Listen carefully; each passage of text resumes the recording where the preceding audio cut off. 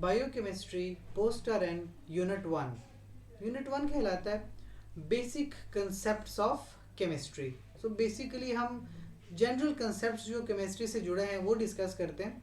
सबसे पहले तो इस यूनिट के लर्निंग ऑब्जेक्टिव्स, यानी जब आप ये लेक्चर कंप्लीट करें तो किन किन चीज़ों का आइडिया आपको हो जाना चाहिए। नंबर वन, अगर आप देखें तो basic concept of matter and its structure, matter का आपको पता हो। उसके बाद दूसरी चीज़ आपके पास है एलिमेंट्स, मिक्सचर्स और कंपाउंड्स, इन तीनों का डिफरेंस आपको पता हो। फिर थर्ड लेवल पे आपके पास है importance of ions and electrolytes in the body. हमारी बॉडी में कुछ आयंस और कुछ इलेक्ट्रोलाइट्स हैं, उनको हम बेसिकली डिस्कस करें। फिर इसके बाद केमिकल बॉन्डिंग क्या होती है और इसकी टाइप्स क्या है, स्पेसिफिकली इंट्रामोलिकुलर और इंटरमोलिकुलर बॉन्डिंग, इनके बारे में आपको पता हो। इसके अलावा आपके पास है chemical reactions with emphasis on redox reactions. Basically redox reactions क्या होते हैं, इनका जनरल आइडिया आपको हो जाना चाहिए। और इसके बाद एसिड क्या होता है, बेस क्या होता है, पीएच क्या चीज़ है, ब्लड बफर्स क्या होते हैं, इनका बेसिक आइडिया, इनकी प्रॉपर्टीज़ और रोल्स और इम्पोर्टेंस क्या है एक लिविंग सिस्टम में, इन तमाम चीज़ों को हम डिस्कस करें। तो जब आपके पास ये लेक्चर ख़त्म हो तो इन सब चीज़ों का आपके पास आंसर हो। ये हमारे बेसिक लर्निंग ऑब्जेक्टिव है। सबसे पहले तो देखें, why do nursing students haves to study chemistry. As a nurse आपको केमिस्ट्री पढ़ने की ज़रूरत क्या है, या केमिस्ट्री की इम्पोर्टेंस दरअसल है क्या। सो अगर आप सोचें, जितनी भी आपके पास मेडिसिन होती हैं वो सारे केमिकल्स हैं। इसके अलावा मुख्तलिफ मेडिसिन मुख्तलिफ सिम्टम के साथ रिएक्ट कर जाती हैं। तो वो किस तरह से एक मेडिसिन आपकी बॉडी में रिएक्ट करती है उसका आपको आइडिया हो। फिर मेडिसिन कॉम्प्लीमेंट ईच अदर, क्या मतलब कि जब आप दो से ज़्यादा मेडिसिन एक साथ ले रहे होते हैं तो अक्सर वो मेडिसिन एक दूसरे के साथ भी रिएक्ट कर जाती हैं। तो किस तरह से एक दूसरे को कॉम्प्लीमेंट करती हैं इसका आइडिया बेसिकली आपको हो जाए। फिर इंटरेक्शन बिटवीन मेडिसिन, यानी वही मेडिसिन के आपस में भी इंटरेक्शंस आप समझ सकें, और एक मेडिसिन का फूड के साथ क्या इंटरेक्शन आता है, ये बेसिकली आपको आइडिया हो। तो एज अ नर्स, क्योंकि ज़्यादातर ताल्लुक ये वास्ता आपका मेडिसिन के साथ है और मेडिसिन की दरअसल एक केमिस्ट्री होती है, तो इस वजह से उन मेडिसिन की बेसिक केमिस्ट्री को समझना ज़रूरी है एज अ नर्स। तो सबसे बड़ी इंपॉर्टेंस तो यही है कि आपको केमिस्ट्री पढ़ने की ज़रूरत क्या है। अब अगर मैं बेसिक कंसेप्ट पे आऊँ कि केमिस्ट्री को डिफाइन कैसे किया जाता है, सो आप इतना जो जानते हैं कि chemistry is the branch of science. Science है और साइंस की एक ब्रांच को हम केमिस्ट्री कहते हैं। स्पेसिफिकली देखा जाए तो ये मैटर के साथ डील करती है। कोई भी मैटर है, मैटर की प्रॉपर्टीज़ क्या है, मैटर की कंपोजिशन क्या है और स्ट्रक्चर कैसा है। जैसे ये पेन अगर आप देखें एक मैटर है, मेडिसिन देख लें एक मैटर है, टेबल, कुर्सी, कुछ भी अगर आप दुनिया में कोई भी ऐसी चीज़ जिसको टच किया जा सके वो दरअसल एक मैटर है, या इवन गैसेस भी मैटर्स हैं। तो मैटर की प्रॉपर्टी क्या है, मैटर किन चीज़ों का बना हुआ है और किस तरह से बना हुआ है, इन तमाम चीज़ों को स्टडी करना केमिस्ट्री कहलाता है। सो बेसिकली एलिमेंट्स हैं, कंपाउंड्स हैं, इनके बिटवीन एक बेसिक डिफरेंस है। And transformation they undergo, matter एक हालत से दूसरी हालत में भी बदल जाता है, इसको ट्रांसफॉर्मेशन कहते हैं, एक हालत से दूसरी हालत में बदलने को। अगर आप देखिए पानी है तो लिक्विड है, पानी गैस भी बनता है, वेपर की फॉर्म में उड़ जाता है, पानी सॉलिड की फॉर्म में भी आता है जैसे बर्फ़ है। तो एक हालत से दूसरी हालत में मैटर चेंज होता रहता है। तो ये जब चेंज होता है इसको हम ट्रांसफॉर्मेशन कहते हैं, और इस चेंज को पढ़ना भी केमिस्ट्री का एक हिस्सा है। और जब ये ट्रांसफॉर्मेशंस होती हैं तो कुछ एनर्जी एब्जॉर्ब होगी, कुछ एनर्जी रिलीज होगी। इस एनर्जी के एब्जॉर्प्शन और रिलीज को पढ़ना ये भी केमिस्ट्री का एक हिस्सा होता है। सो ये एक दरअसल ब्रॉड डेफिनेशन है केमिस्ट्री की, कि कोई भी मैटर है, उसकी प्रॉपर्टी, उसकी कंपोजिशन और उसका स्ट्रक्चर, इन चीज़ों को पढ़ना। इसके अलावा मैटर की transformation from one form to another form, इसको समझना। और जो एनर्जेटिक्स हैं, जो एनर्जेटिक्स एब्जॉर्ब हुई, जो एनर्जीज रिलीज हुई, इनको समझना, ये सारा पार्ट है केमिस्ट्री का। केमिस्ट्री की मुख्तलिफ टाइप्स हैं। बेसिक अगर हम बात करें तो चार बेसिक टाइप्स में हम केमिस्ट्री को डिवाइड करते हैं। जैसे सबसे पहले तो जनरल केमिस्ट्री है, यानी आप किसी भी चीज़ के एलिमेंट या कंपाउंड को या पीरियोडिक टेबल को पढ़ रहे हो तो आप जनरल केमिस्ट्री पढ़ रहे हो, यानी ये पेन किस चीज़ का बना हुआ है, तो ये जो एक एक चीज़ को आपने पढ़ना है वो एक जनरल केमिस्ट्री है। उसके बाद आपके पास है बायोकेमिस्ट्री। बायोकेमिस्ट्री में दरअसल आपके पास बायोलॉजी आ जाती है, यानी लिविंग ऑर्गेनिजम्स। तो अगर आप किसी जानदार की केमिस्ट्री को समझना चाहते हो कि उसके अंदर डीएनए किस तरह का बना है, आरएनए किन चीज़ों से बना है, प्रोटीन्स क्या होती हैं, एंजाइम का स्ट्रक्चर कैसा है, लिपिड्स किस तरह के होते हैं, कार्बोहाइड्रेट्स किस तरह से बनते हैं और किस तरह से हमारे जिस्म को बनाते हैं, इन तमाम चीज़ों को पढ़ना, ये हमारे बॉडी में किस तरह से रिएक्शंस करते हैं, इन चीज़ों को समझना बायोकेमिस्ट्री कहलाता है। फिर आपके पास है ऑर्गेनिक केमिस्ट्री। ऑर्गेनिक केमिस्ट्री में दरअसल ऑर्गेनिक मैटर डिस्कस किया जाता है। ऑर्गेनिक का जो लफ्ज़ है ना, ये ऑर्गेनिज्म से निकला है, और ऑर्गेनिज्म का मतलब होता है जानदार। तो ये भी वही केमिस्ट्री जो किसी जानदार की है, लेकिन ये वो केमिकल्स, वो कंपाउंड्स जो किसी जानदार से लिए गए हैं और आप उनको स्टडी कर रहे हो, चाहे इंसान से हैं, चाहे जानवर से हैं, चाहे किसी प्लांट से लिए गए हैं, किसी भी जानदार से जो लिए गए कंपाउंड्स हैं, जब आप उनको स्टडी करते हो तो वो ऑर्गेनिक केमिस्ट्री बनती है। चौथी ब्रांच है फार्माकोलॉजी। जैसे मैंने बताया कि जितनी भी मेडिसिन या ड्रग्स होती हैं ना, वो दरअसल उनकी केमिस्ट्री होती है, और उनकी केमिस्ट्री को समझना ये फार्माकोलॉजी कहलाता है। तो बेसिकली अगर ब्रॉडली देखा जाए, केमिस्ट्री को हम 4 बड़ी बड़ी ब्रांचेस में डिवाइड करते हैं। अच्छा, मैटर पे जब मैंने बात की, जैसे अगर आप पेन है, टेबल है, कुर्सी है, लैपटॉप है, इसके अलावा जितनी भी चीज़ें आपको इर्द गिर्द दिखाई देती हैं वो सारी की सारी मैटर है। मैटर को डिफाइन कैसे किया जाता है, कभी बचपन में आपने इसकी डेफिनेशन पढ़ी होगी। कोई भी ऐसी चीज़ जो क्या करे, जो जगह घेरे और कुछ वजन रखती हो, उसको हम कहते हैं मैटर। कोई भी ऐसी चीज़ जो जगह घेरती हो और वजन रखती हो, वो मैटर है। अब देखिए, मैटर की 3 स्टेट्स होती हैं, 3 हालतों में मैटर पाया जाता है। या तो मैटर सॉलिड की फॉर्म में, या लिक्विड की फॉर्म में, या गैस की फॉर्म में होता है। सॉलिड देखें तो पेन, टेबल, कुर्सी, मेडिसिन, इंजेक्शंस, बैंडेजेस, जितनी भी चीज़ें हैं वो सब कुछ मैटर है। इसके बाद लिक्विड क्या है, जैसे आपके पास वाटर है वो लिक्विड है, जूस वगैरह लिक्विड है, आईवी फ्लूइड्स आती हैं लिक्विड में आती हैं, इंजेक्टेबल्स लिक्विड्स में आते हैं, तो कुछ लिक्विड है। और कुछ गैसेस हैं। अब गैसेस भी दरअसल वजन रखती हैं और गैसेस भी जगह घेरती हैं। सो अगर आप मेडिसिन के हवाले से बात करो, थेराप्यूटिक गैसेस, जैसे ऑक्सीजन किसी को बंदे को आपने लगाई, किसी पेशेंट को, तो ऑक्सीजन एक गैस है। गैस को भी एज अ मैटर आप इस्तेमाल करते हो हॉस्पिटल्स में। इसकी सिग्निफिकेंस देखें, सॉलिड्स में टैबलेट्स, कैप्सूल्स, पैचेस, ये सॉलिड है। Syrup, suspension, emulsion, suspensions, solutions, ये सारी लिक्विड्स हैं। थेराप्यूटिक गैसेस लाइक ऑक्सीजन की मैं बात करूं तो वो एक गैस है। तो यानी मैटर आपको किस भी हालत में मिलता है, अपने घर पे मिलता है, हॉस्पिटल में मिलता है, बाहर पब्लिक में मैटर्स मिलते हैं। फिर एलिमेंट है। दरअसल एलिमेंट क्या होता है, ये जो मैटर होता है ना, ये एक स्पेसिफिक छोटे से मॉलिक्यूल का बना हुआ है। और वो जो छोटा सा मॉलिक्यूल है, वो छोटा सा मॉलिक्यूल इस तरह से बहुत सारे छोटे छोटे मॉलिक्यूल्स इस तरह से जो है एक बड़ा सा स्ट्रक्चर बना देते हैं। तो सबसे छोटा मॉलिक्यूल जो है ना, सबसे छोटा मॉलिक्यूल, वो दरअसल क्या है, वो एक एलिमेंट है। जैसे कि एक घर की मिसाल लें कि एक घर किन चीज़ों से बना है। एक घर एक एक ईंट लगाने से बनता है। तो वो ईंट क्या है, वो ईंट दरअसल उस घर का एक एलिमेंट है। इसी तरीके से अगर आप ये पेन देख रहे हैं तो इस पेन के अंदर प्लास्टिक है, और ये प्लास्टिक छोटे छोटे ज़र्रात से मिलके बना है, और वो जो छोटे छोटे ज़र्रात हैं वो दरअसल एलिमेंट्स हैं। ठीक है, तो एक तरह के ज़र्रे, एक तरह के छोटे छोटे एलिमेंट्स आपस में मिलते हैं और बड़े बड़े स्ट्रक्चर्स बना देते हैं। तो ये दरअसल होते हैं एलिमेंट्स। अगर देखा जाए हमारी पूरी कायनात में अब तक जो एलिमेंट्स डिस्कवर्ड हैं वो टोटल हैं 118। यानी पूरी दुनिया 118 छोटे छोटे एलिमेंट्स की बनी हुई है। और ये 118 एलिमेंट्स जो हैं, ये एक टेबल की फॉर्म में आपके सामने पेश किए जाते हैं, और उस टेबल को हम कहते हैं पीरियोडिक टेबल। अगर ये टेबल आप देखें, ये दरअसल एक पीरियोडिक टेबल है एलिमेंट्स का, और ये सारे एलिमेंट्स आप गिने तो टोटल 118 एलिमेंट्स हैं। और पूरी दुनिया इन्हीं 118 एलिमेंट्स से मिलकर बनी है। तो इस टेबल को हम दरअसल कहते हैं पीरियोडिक टेबल।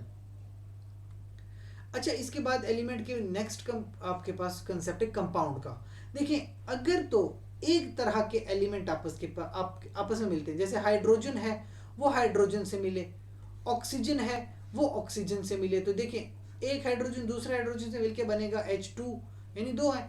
एक ऑक्सीजन दूसरे ऑक्सीजन से के साथ मिले तो O2। तो ये क्या है, ये दरअसल एक मॉलिक्यूल बनता है। ठीक है, एक मॉलिक्यूल है।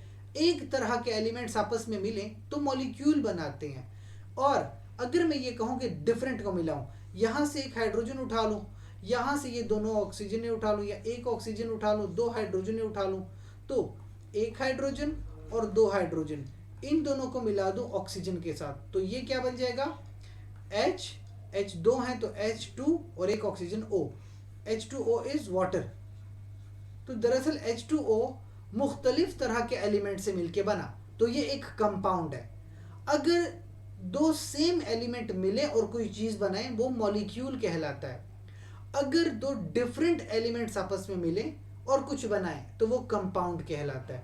तो दरअसल H2O क्या है, वाटर है और वो एक कंपाउंड है। एक आप बात याद रखें, आप एक कंपाउंड के लिए मॉलिक्यूल का लफ्ज भी इस्तेमाल कर सकते हैं। जैसे मॉलिक्यूल है of water, molecule of water, तो एक कंपाउंड है दरअसल, लेकिन उसके लिए आप मॉलिक्यूल का लफ्ज भी इस्तेमाल कर सकते हैं। लेकिन एक मॉलिक्यूल के लिए कभी कंपाउंड का लफ्ज इस्तेमाल नहीं कर सकते। मॉलिक्यूल हमेशा वही चीज को कहते हैं जो आपके पास दो एलिमेंट्स हैं और सेम टाइप के हैं, एक तरह के, यानी दोनों हाइड्रोजन्स हैं या दोनों ऑक्सीजन्स हैं या दोनों नाइट्रोजन्स हैं, वो आपस में मिलके बनाए तो वो मॉलिक्यूल है।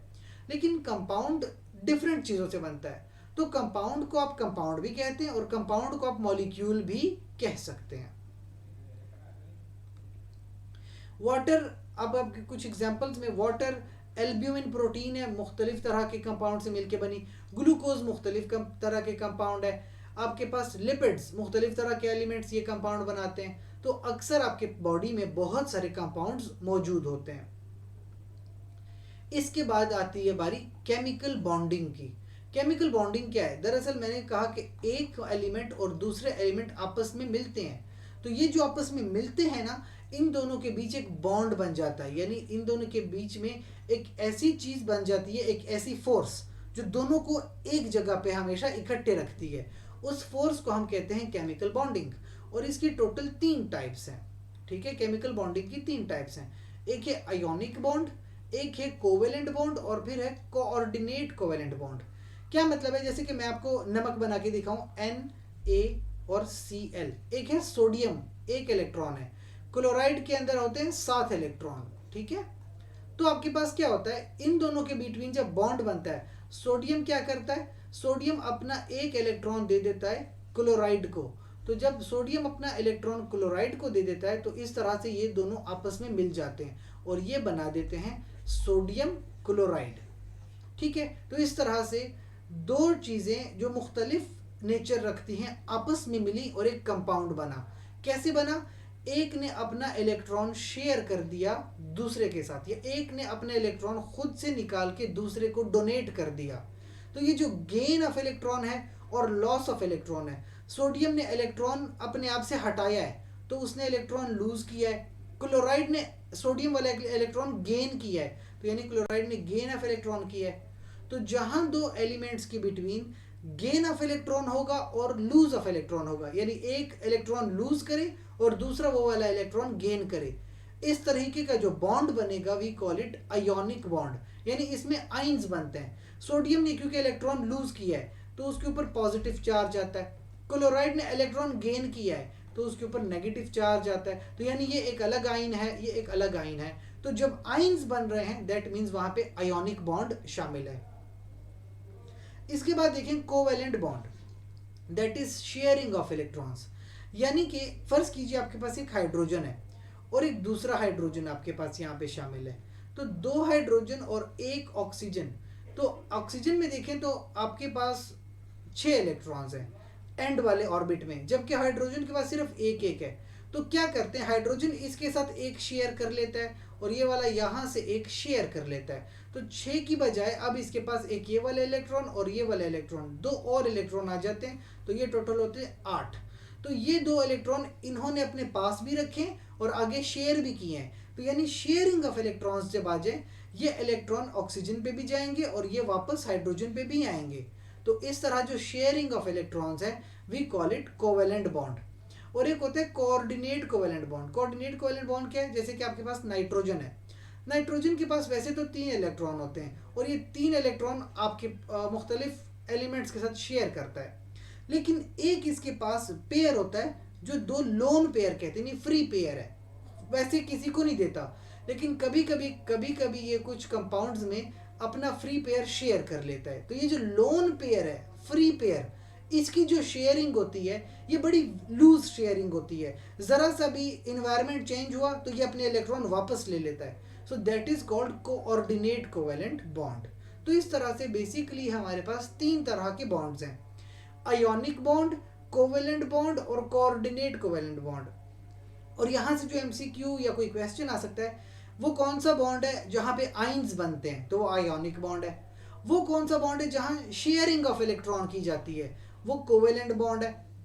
और वो कौन सा बॉन्ड है जहाँ कोई लोन पेयर शेयर कर दे, वो है कोऑर्डिनेट कोवेलेंट बॉन्ड। और इसके बाद हमारे पास कंसेप्ट है बायोकेमिकल रिएक्शंस, यानी हमारे जिस्मों के अंदर बहुत सारे केमिकल रिएक्शंस हैं। इवन मैं आपको बताऊं, जो आपके पास रेस्पायरेशन है, सांस लेना, इवन रेस्पायरेशन भी केमिकल रिएक्शन के थ्रू होता है। इसमें भी बहुत सारे केमिकल रिएक्शंस इंक्लूडेड हैं। तो इस तरह हमारे जिस्मों में बहुत सारे केमिकल रिएक्शंस होते हैं। अगर उनको डिवाइड करें तो 4 बेसिक टाइप्स बनती हैं। एक है न्यूट्रलाइजेशन रिएक्शन। कब, यानी न्यूट्रल कर देना, जब एक एसिड और बेस आपस में रिएक्शन करते हैं तो जो उनका प्रोडक्ट आता है ना, वो बिल्कुल न्यूट्रल होता है, ना वो एसिड होता है ना वो बेस होता है। इस तरह की केमिकल रिएक्शन को हम कहते हैं न्यूट्रलाइजेशन रिएक्शन। इनके आखिर में हमेशा सॉल्ट बनता है, कोई ना कोई नमक बनता है न्यूट्रलाइजेशन रिएक्शंस में। उसके बाद है रेडॉक्स रिएक्शन। रेडॉक्स रिएक्शन को हम कहते हैं ऑक्सीडेशन और रिडक्शन रिएक्शंस। ये मैं आपको आगे समझाता हूँ कि ऑक्सीडेशन क्या है और रिडक्शन क्या होती है। इसकी बात है हाइड्रोलिसिस। देखिए, हाइड्रो का मतलब होता है पानी, वाटर, और लाइसिस का मतलब क्या है, लाइसिस का मतलब होता है ब्रेक डाउन, यानी किसी चीज़ का टूटना। मतलब ये हुआ कोई भी चीज़ पानी की मौजूदगी में टूट जाती है और टूटने से वो एक बड़ी चीज़ जो है वो 2 छोटी चीज़ों में कन्वर्ट हो जाती है। इसको हम कहते हैं हाइड्रोलिसिस, यानी पानी की मौजूदगी में एक बड़ी चीज़ 2 छोटी छोटी चीज़ों में टूट गई। और आखिर में आपके पास है कंडेंसेशन रिएक्शन, जो बिल्कुल इसका ऑपोजिट है हाइड्रोलिसिस का। 2 छोटी चीज़ें आपस में मिलकर एक बड़ी चीज़ बना दे, वी कॉल इट कंडेंसेशन। तो यानी हमारे जिस्मों में ये चारों तरह के केमिकल रिएक्शन होते हैं। कहीं पे न्यूट्रलाइजेशन हो रही है, कहीं किसी और ऑर्गन में रेडॉक्स रिएक्शन चल रहा है, किसी और ऑर्गन में हाइड्रोलिसिस की जा रही है, और कहीं और देखा जाए तो कंडेंसेशन हो रही होगी। मैं आपको एग्जांपल देके समझाऊं कि न्यूट्रलाइजेशन को हम एसिड बेस रिएक्शन कहते हैं। जैसे आपके पास हाइड्रोक्लोरिक एसिड है तो ये स्ट्रॉन्ग एसिड है, सोडियम हाइड्रोक्साइड एक स्ट्रॉन्ग बेस है। इन दोनों का आपस में रिएक्शन करवाए ना, तो यहाँ से ये हाइड्रोजन और यहाँ से ये आपके पास जो है हाइड्रोक्सिल ग्रुप, ये हाइड्रोजन ये हाइड्रोक्सिल ग्रुप के पास आके H2O यानी पानी बना देता है। इधर बच गया सोडियम, इधर बच गया क्लोरीन, तो सोडियम और क्लोरीन आपस में मिलके सॉल्ट बना देते हैं। तो ये रिएक्शन इस तरह से हो जाता है। तो यानी न्यूट्रलाइजेशन रिएक्शन क्या है, एक स्ट्रॉन्ग एसिड एक स्ट्रॉन्ग बेस आपस में रिएक्शन करें और नतीजे में सॉल्ट बन जाए, नमक बन जाए, इसको हम कहते हैं न्यूट्रलाइजेशन रिएक्शन। उसके बाद है रेडॉक्स रिएक्शन। रेडॉक्स में 2 फिनोमिना है, ऑक्सीडेशन और रिडक्शन। जब कभी भी कोई केमिकल रिएक्शन होगा तो कुछ लोग इलेक्ट्रॉन लूज करेंगे, कुछ एलिमेंट्स या कुछ कंपाउंड्स इलेक्ट्रॉन गेन करेंगे। तो इनमें फ़र्क क्या है, एक आपके पास है loss of electron, loss of hydrogen या गेन ऑफ ऑक्सीजन। अगर तो किसी कंपाउंड, फर्स्ट कीजिए कंपाउंड ए है, कंपाउंड ए को मिलता है ऑक्सीजन, तो उसकी ऑक्सीडेशन है, यानी कंपाउंड ए की ऑक्सीडेशन हो जाएगी। अगर कंपाउंड ए अपने में से हाइड्रोजन निकालता है जिसके पास एक इलेक्ट्रॉन है, तब भी कंपाउंड ए की ऑक्सीडेशन होती है, यानी कि हाइड्रोजन का निकलना या एक इलेक्ट्रॉन का निकलना ये भी ऑक्सीडेशन है, या ऑक्सीजन का ऐड होना ये भी ऑक्सीडेशन है। और फिर आपके पास है रिडक्शन, जो बिल्कुल इसके ऑपोजिट है, यानी आपके पास एक कंपाउंड है बी, अगर तो बी कोई हाइड्रोजन एटम गेन कर रहा है तो वो रिडक्शन हो रही है उसकी, या हाइड्रोजन एटम के ऊपर एक छोटा सा इलेक्ट्रॉन होता है, अगर कोई कंपाउंड एक इलेक्ट्रॉन गेन कर रहा है तो उसकी भी रिडक्शन हो रही है। और आखिरी चीज, अगर कोई कंपाउंड ऑक्सीजन लूज कर रहा है तो ऑक्सीजन के लूज करने को भी हम रेडॉक्स रिएक्शन कहते हैं। तो इस पूरी चीज को अगर मैं समराइज करके बताऊं, एक लफ्ज आप याद रखिए, LEOGER, लियोजर। लियोजर क्या है? Loss of electron is called oxidation. Leo, loss of electron is oxidation, और जर क्या है? Gain of electron is reduction. यानी इलेक्ट्रॉन गेन करेंगे तो रिडक्शन, इलेक्ट्रॉन लूज करेंगे तो ऑक्सीडेशन। अब याद रखें, एक इलेक्ट्रॉन तो होता है हाइड्रोजन के पास, इलेक्ट्रॉन गेन करने का मतलब हाइड्रोजन गेन करना, तो चाहे इलेक्ट्रॉन गेन करो या हाइड्रोजन गेन करो, आपकी होनी है रिडक्शन। इसी तरीके से हाइड्रोजन लूज करने का मतलब इलेक्ट्रॉन लूज करना, तो एक हाइड्रोजन लूज करें या एक इलेक्ट्रॉन लूज करें, दोनों का मतलब होगा ऑक्सीडेशन। और आखिर में बात करेंगे कंडेंसेशन रिएक्शंस की। उसमें क्या होता है? दो छोटे छोटे मॉलिक्यूल्स आपस में मिलके एक बड़ा मॉलिक्यूल बना देते हैं, we call it condensation reactions. जैसे कि आपके पास एक ग्लूकोज का मॉलिक्यूल और एक फ्रुक्टोज का मॉलिक्यूल, इसके अंदर भी 6 कार्बन्स हैं, इसके अंदर भी 6 कार्बन्स हैं। ग्लूकोज का मॉलिक्यूल और फ्रुक्टोज का मॉलिक्यूल आपस में मिलते हैं और सुक्रोज बना देते हैं, और सुक्रोज के अंदर टोटल 12 कार्बन्स होती हैं। तो यानी इन दोनों ने आपस में मिलके एक 12 कार्बन का कंपाउंड बना दिया है। तो छोटी चीजें मिलकर बड़ी चीज को बनाएं, we call it condensation reactions. हमारी बॉडी में कई जगह पे कंडेंसेशन रिएक्शंस होते हैं। आखिरी चीज हाइड्रोलिसिस, पानी की मौजूदगी में एक बड़ी चीज का छोटी चीज में टूट जाना, दैट इज हाइड्रोलिसिस। तो हाइड्रो का मतलब हुआ वाटर और लाइसिस का मतलब हो गया ब्रेक डाउन। तो अगर आप देखें, सुक्रोज है, 12 कार्बनें होती हैं, अगर इसके साथ पानी को मिलाया जाए तो रिएक्शन हो जाता है। ग्लूकोज अलग और फ्रुक्टोज अलग, यानी 6 कार्बन की ग्लूकोज बनती है और 6 कार्बन की फ्रुक्टोज बनती है। तो सुक्रोज इन दो चीज़ों में जब टूटता है, हम इसको कहते हैं हाइड्रोलिसिस। तो इस तरह से हमारी बॉडी में मेजर रिएक्शंस होते हैं। आखिरी में बात करूं आयंस एंड इलेक्ट्रोलाइट्स की। देखिए, हमारी बॉडी में मुख्तलिफ तरह के एलिमेंट्स हैं और वो एलिमेंट्स आयंस की फॉर्म में शामिल, जैसे सोडियम है, पोटाशियम, कैल्शियम, क्लोराइड, तो ये सारे चैनल्स हैं, आयंस हैं बेसिकली। आप बात करें सोडियम की, तो जो बेसिक हमारे पास सेल्स होते हैं ना, सेल के बाहर बहुत सारी सोडियम होती है। इसके अलावा जो ब्लड प्लाज्मा है उसके अंदर भी बहुत सारी आपको सोडियम मिलती है। फिर जो आपके पास किडनी है, किडनी से भी बहुत सारी सोडियम ब्लड में रीअब्जॉर्ब होती है। आपके बॉडी का जो वाटर लेवल है वो ये सोडियम मेंटेन कर रहा होता है। तो यानी सोडियम का हमारे जिस्म में होना बहुत ज़रूरी है, ये एक आयन भी है और इलेक्ट्रोलाइट भी है। फिर आप बात करेंगे पोटाशियम की। पोटाशियम इतना ज़रूरी है कि आपके सेल्स में अक्सर सेल का जो इन्वायरमेंट है तो वहाँ पे पोटाशियम बहुत ज़्यादा होता है। अगर पोटाशियम सेल से निकल के ब्लड वेसल में आ जाए और थोड़ा बढ़ जाए तो बहुत सीवियर कंसिक्वेंसेस होते हैं, जैसे कार्डियक अरेस्ट होता है, कार्डियक एरिथमिया हो सकता है, जो सोडियम के साथ भी कार्डियक एरिथमिया होता है, यानी हार्ट के रिदम बहुत डिस्टर्ब हो जाते हैं। तो सोडियम हुआ, पोटाशियम हुआ, यह हमारे जिस्मों में होते हैं और इलेक्ट्रोलाइट्स हैं, यानी बहुत ज़रूरी फंक्शंस परफॉर्म करते हैं, हमारी पूरी फिजियोलॉजी को मेंटेन करते हैं।